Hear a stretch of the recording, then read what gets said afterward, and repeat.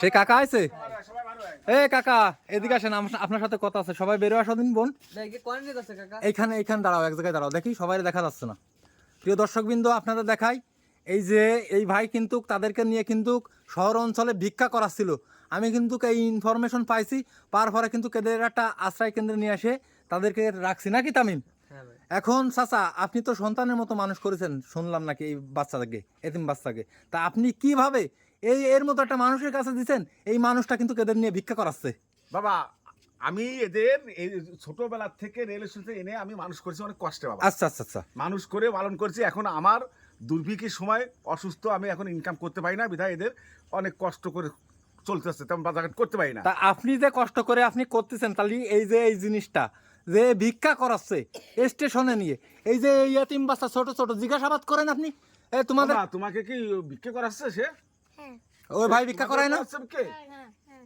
এই একটা লোক, এরা কি ছোট, যদি আমরা মেলাটা না পাই তাহলে আমাকে খাতি দেয় না। মানে ঠিক মতো খাতি দেনা বোন তোমাদের? হ্যাঁ, শোনেন সেদিন তো আপনি দেখিলেন। শোনেন, আপনি শোনেন, ওদের মুখ দিয়ে শোনেন। এই আচ্ছা, এই তুমি কোন ধরনের অমানবিক কাজ করছো?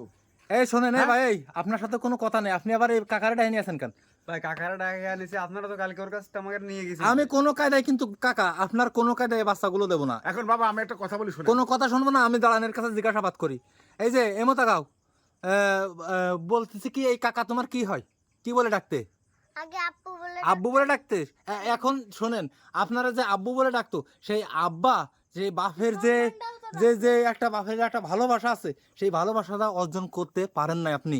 তার কারণ হচ্ছে এই বাচ্চাদের আপনি এমন এক জায়গায় দিয়ে দিচ্ছেন, এই তোমরা তোমাদের দিয়ে ভিক্ষা করায় না? জি ভাই। হ্যাঁ, তোমাদের যে ঠিক মতো খাইতে দেয় ভাই? না আমি নিজেই দেখছি তোমাদের খাইতে দেছে ঠিক মতো। না।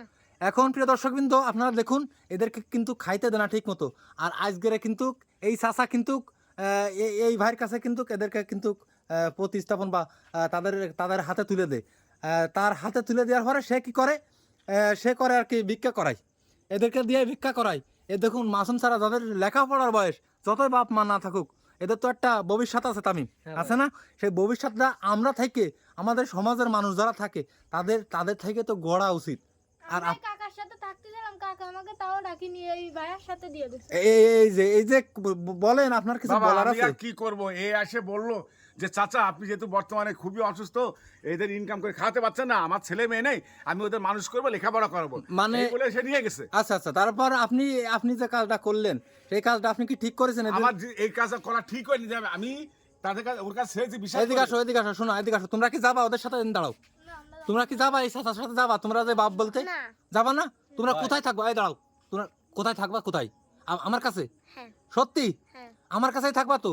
তোমরা আমাদের থাকবা? হ্যাঁ। প্রিয় দর্শকবৃন্দ, ভিডিও বেশি করে শেয়ার করুন, চাচা দিতে পারবো না। এদিকে আসো তোমরা, এই বাবা, চাচা। শোনো একটা কথা, আমি এদের রেখে থাকতে পারবো না বাজার, আপনার ওই আমি কথা- ভুল করেছি বাবা, ভুল হয়েছে। এই যে এদের কাছে দিয়ে দিছি, এ ভিক্ষা করাছে ছোট মানুষকে, লেখাপড়ার কথা বলে নি।